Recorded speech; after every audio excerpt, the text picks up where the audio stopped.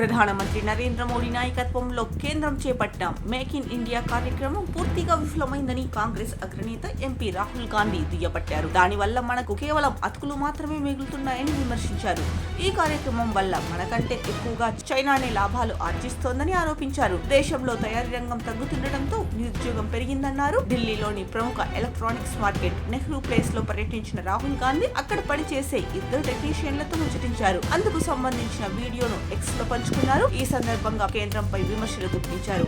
Make in ఇండియాతో factory రంగం అమాంతం పెరుగుతుందని కేంద్రం చెప్పింది. మరి ఎందుకు తయారీ రికార్డు కనిష్టానికి పడిపోయింది? యువత నిరుద్యోగిత రేటు ఎందుకు భారీగా పెరిగింది? చైనా నుంచి దిగుమతులు ఎందుకు 2 రెట్లు పెరిగాయి అని కాంగ్రెస్ ఎంపీ ప్రశ్నించారు. ఇక ప్రధాని మోదీజీ నినాదాలు చెప్పడంలో మాస్టర్, పరిష్కారాలు చూపడంలో కాదు.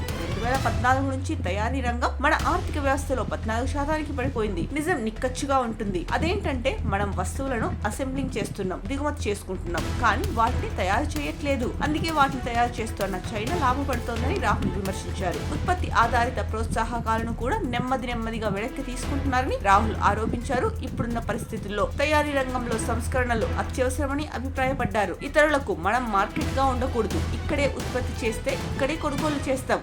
సమయం లేదు. దీనిపై త్వరగా నిర్ణయం తీసుకోవాలని రాహుల్ గాంధీ రాసుకొచ్చారు.